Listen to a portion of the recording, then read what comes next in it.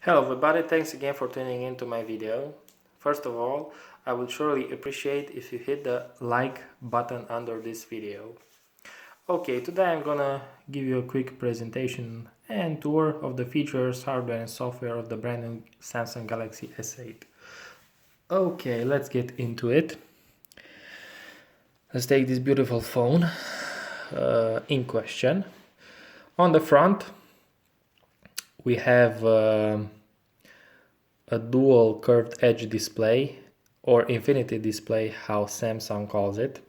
It's a very nice display. It has a resolution of 1440 by 2960 and a screen to body ratio of 18.5 by 9, which is different even from the LG G6, which means that if you draw an imaginary line in the middle of the screen, you will get two squares on top of each other. It has 570 pixels per square inches, and being Super AMOLED, the blacks are amazing. As you can see on this always on display, you don't even see where the screen ends. Okay, what else? We have the earpiece here. The front facing 8 megapixel camera. I hope you can see it. RGB sensor. We have a LED notification and the infrared for the iris scanner.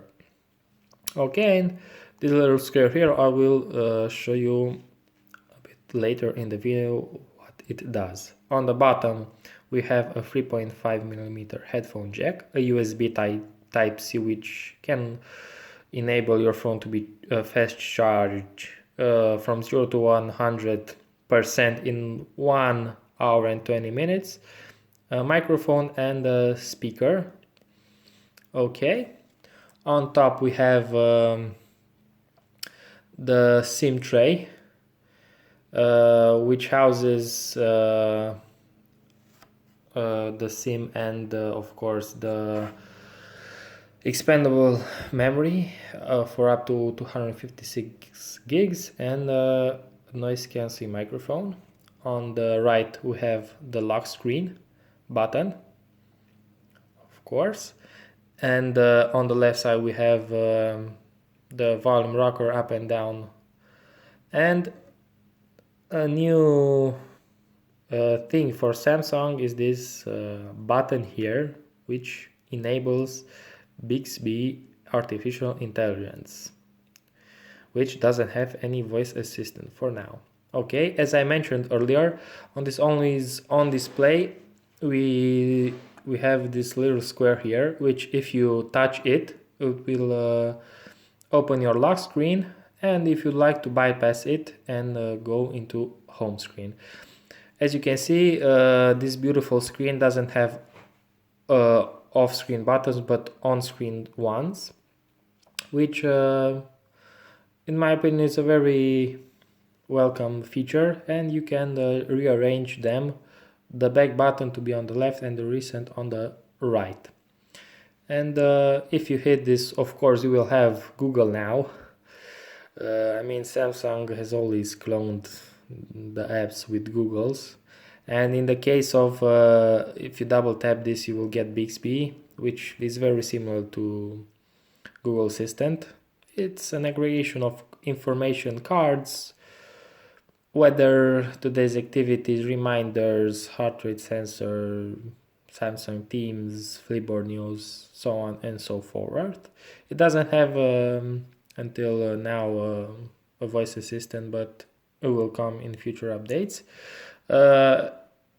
This button here opens the camera with the Vision Bixby, meaning it works like a QR code reader. If you want to buy, I don't know, a book or something, it will scan it and straight lead you to Amazon. Okay, this is a very snappy phone in my opinion, with Samsung user experience on top of Android 7.0. I have here the European variant with the with the Exynos 8895 chipset. It's a quad-core processor with 4 gigs of RAM. In the US, there will be an it's an Exynos 8895 chipset for the European market, and for the US market there will be a Snapdragon 835. And I would like to see it compared to the Exynos variant.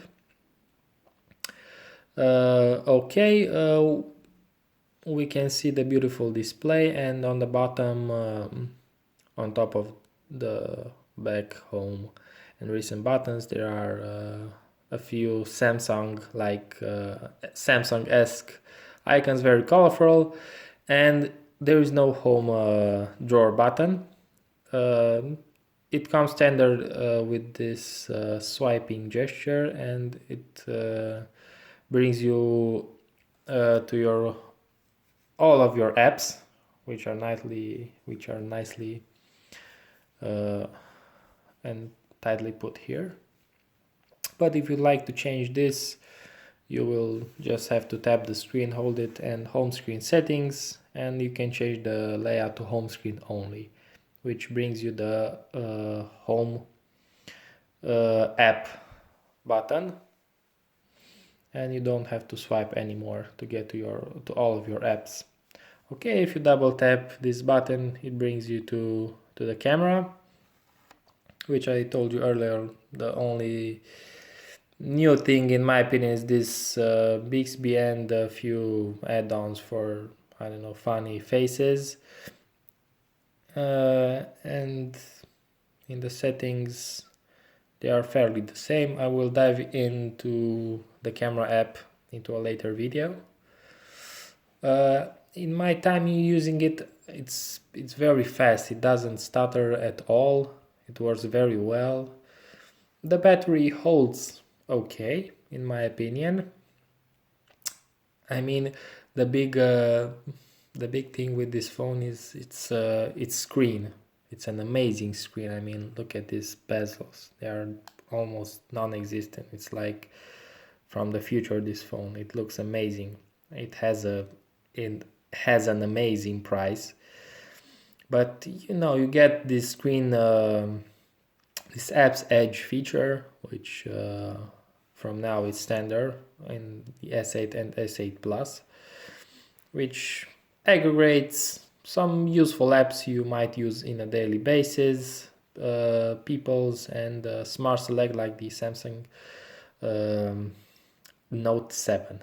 And if you like to change, rearrange them, and download more, just hit the settings button and we'll take you to a different menu here. The settings, let's dive in a bit into the settings, are fairly the same, but if you go, let's say, into display, there are a few different things, like full screen apps. You can disable or enable full screen apps, meaning you will have a black bar if you have the 16:9, but if you want full screen, you will have to tap like these icons are applications. Okay, thanks again for watching my video. I hope it was a comprehensive one. Sorry for my bad English. I'm not an Englishman, of course. And we'll see you again. I hope we'll see you again in other videos. Thanks and have a nice day.